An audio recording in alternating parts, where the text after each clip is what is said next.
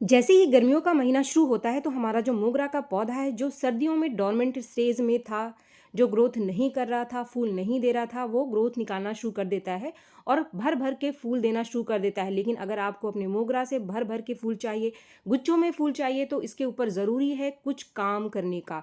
अगर आप 15 माह से पहले पहले ये सारे काम कर लेंगे तो गर्मियों में पूरी गर्मी जो है आपका मोगरा फूलों से भरा रहेगा। तो फ्रेंड्स, आज की इस वीडियो में मैं आपको डिटेल में बताने वाली हूँ कि आपको अपने किस पौधे की रिपोर्टिंग करनी है, किसकी हार्ड प्रूनिंग करनी है और किस पौधे की रूट प्रूनिंग करनी है। ये सारे जानकारी जो है आज के इस वीडियो में मैं आपको देने वाली हूँ, लेकिन पौधे की कंडीशन के हिसाब से ही आपको काम करना है। देखिए, सारे पौधों में ना तो हमको रूट प्रूनिंग करनी होती है, ना तो सारे पौधों की रिपोर्टिंग करने की ज़रूरत होती है और ना ही सभी पौधों की रूट प्रूनिंग करने की ज़रूरत होती है। तो किस पौधे में करना है ये काम, ये डिटेल में आज के इस वीडियो में मैं आपको बताऊंगी। तो काफ़ी सारे पौधे आप देख रहे हैं जो कि मैंने अपना एक साइड रखा हुआ था सर्दियों में, अभी सबको मैंने बाहर निकाल लिया है और एक एक करके मैं आपको इन सारे पौधों को दिखाऊंगी और क्या क्या काम करूंगी वो आज के इस वीडियो में आपको मैं डिटेल में शेयर करूंगी। तो पूरा वीडियो अगर आप देख लोगे तो आपके पौधे को बहुत फ़ायदा मिलेगा और आपका पौधा तेज़ी से नई ग्रोथ निकालेगा, क्योंकि जब तक मोगरा नई ग्रोथ नहीं निकालेगा तब तक ये फूल नहीं देगा। ये जो पुराने पत्ते हैं, पुराने टहनियाँ हैं, ये बेकार है, इनके ऊपर फूल अभी नहीं आएंगे। तो फ्रेंड्स, सबसे पहला पॉइंट, अगर आपकी जो एरिया का टेम्परेचर है, जो दिन का टेम्परेचर है, वो 20 डिग्री के आसपास आ चुका है, तो अभी ये सारे काम आप अपने मोगरा के पौधे के ऊपर शुरू कर दो और 15 माह से पहले पहले इन कामों को कर लेना है, क्योंकि अगर बाद में आप इन कामों को करोगे तो आपका जो पौधा है उतनी ज़्यादा नई ग्रोथ नहीं ले पाएगा जितनी ग्रोथ इसको चाहिए। आपका पौधा जितना ज़्यादा नई ग्रोथ लेगा, जितनी ज़्यादा टहनियाँ निकालेगा, उतनी ही ज़्यादा फ्लावरिंग करेगा। तो मैं आपको दिखा रही हूँ, मेरे पास काफ़ी सारे पौधे हैं, इनके ऊपर मैंने काफ़ी पौधों के ऊपर कुछ काम कर लिए हैं और अभी मेरा काम शुरू हो चुका है। ये देख सकते हैं आप, ये पौधे जो मैंने आपको दिखाए, इनमें काफ़ी सारे पौधों की मैंने हार्ड स्टेम प्रूनिंग करी है और ये पत्ते आप देख रहे हैं कि इनकी लगभग 40% टहनियों को ऊपर से मैंने काट दिया है। अब फिर से मैं उन पौधों के पास आ गई हूँ जिनके ऊपर मैं काम करके आपको दिखाऊंगी। कुछ पौधों को मैंने बचा लिया है जिनके ऊपर मैंने अभी काम नहीं किया है और मैंने आज ही ये काम शुरू किया है। तो फ्रेंड्स, सबसे पहले तो आपको अपने किस पौधे की रिपोर्टिंग करनी है। देखिए, आपका जो पौधा बहुत छोटा है और जिसमें जो रूट की ग्रोथ है वो बहुत ज़्यादा नहीं है, ठीक ठाक ग्रोथ है, आपका पौधे की जो ग्रोथ है वो ठीक है, तो ऐसे पौधों की आप रिपोर्टिंग कर सकते हैं। अभी जो मैंने आपको छोटे पौधे दिखाए, ऐसे पौधों की आपको रिपोर्टिंग कर लेनी है। यानी पौधा अगर आपका 6 से 7 इंच के गमले में लगा हुआ है और आप अपने पौधे को रिपोर्ट करना चाहते हैं तो ये बहुत सही समय है। इस समय को आपको बिल्कुल बर्बाद नहीं करना है, ये सही समय।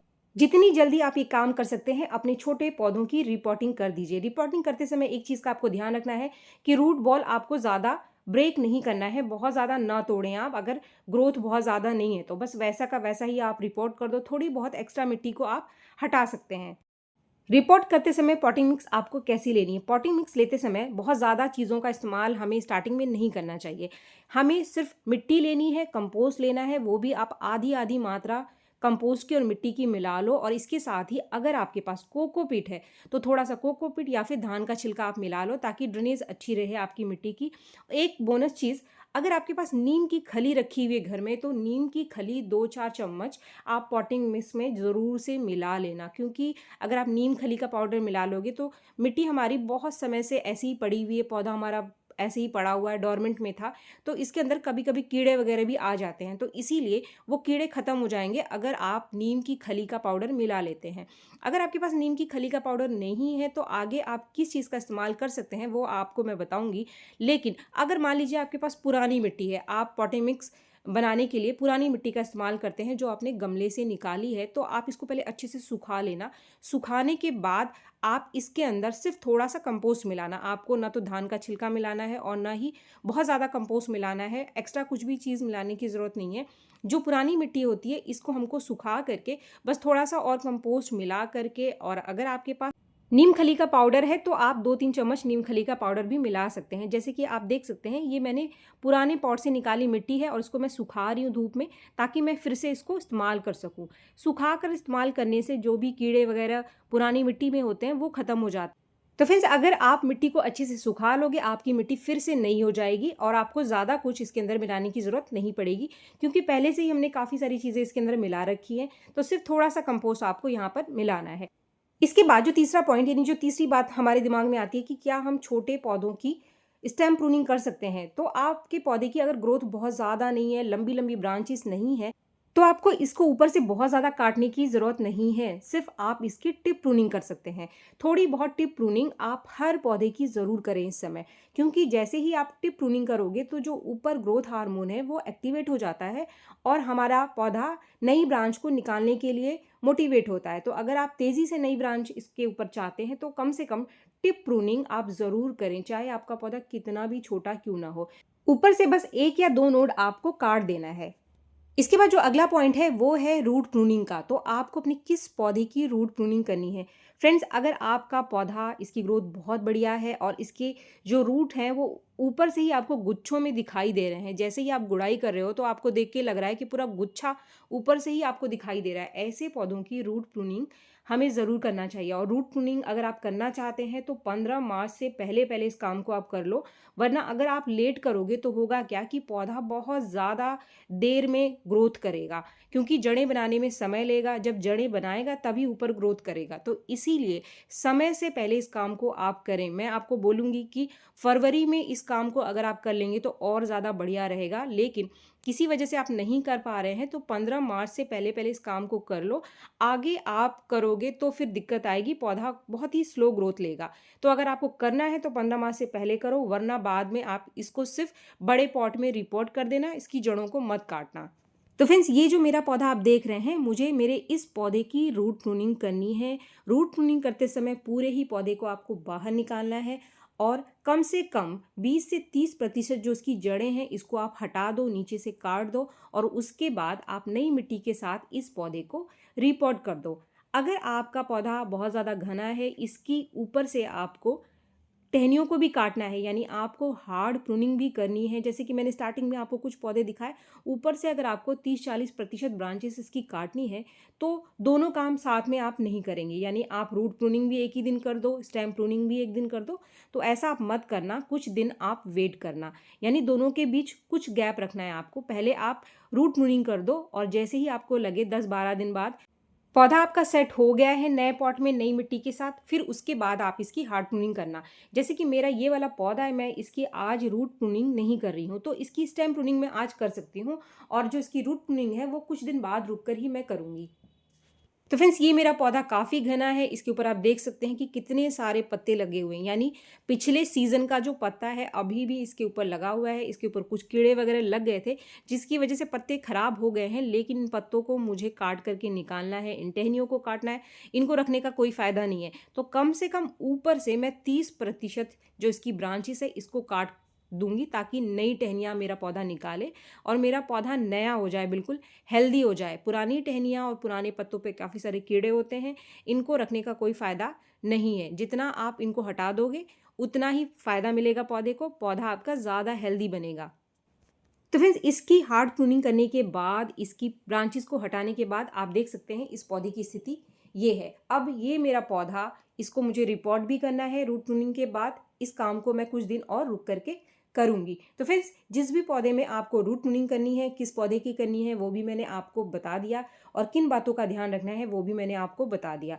अब इसके बाद जो अगला पॉइंट है कि मान लीजिए हमारा पौधा पहले से ही बड़े गमले में लगा हुआ है और हमें इसकी रूट प्रूनिंग नहीं करनी है और ना ही हमको इसकी रीपॉटिंग करनी है, यानी हम चाहते हैं कि जो हमारा पौधा जिस गमले में लगा हुआ था उसी गमले में ही रहे, जैसा कि आगे वाला पौधा मैं आपको दिखा रही हूँ। तो ये जो पौधा मेरा देख रहे हैं आप, ये पहले से ही लगा हुआ है 12 इंच के गमले में, ठीक ठाक इसकी ग्रोथ है और इसकी जो जड़ों की ग्रोथ है वो उतनी ज़्यादा नहीं है जिस पौधे को मैंने अभी आपको दिखाया, यानी ये अभी चल जाएगा और इस गमले में काफ़ी ज़्यादा जगह है। तो मैं ऊपर से इसके अंदर आगे जा कर के कंपोस्ट वगैरह और डाल दूंगी, तो मुझे गमले को बदलने की ज़रूरत नहीं है, बस मिट्टी में ही मुझे काम करना है। तो अगर आप अपने पौधे की सिर्फ मिट्टी में ही काम करना चाहते हैं, आपको इसकी रूट प्रूनिंग नहीं करना है, तो फिर आपको क्या करना है? सबसे पहली चीज़, इस मिट्टी को आपको सुखा लेना है, यानी 2-4 दिन, 5 दिन, हफ्ता आप पानी इसका रोक दो। मिट्टी अगर आपकी सूखी है तो आज ही ये काम शुरू कर दो आप।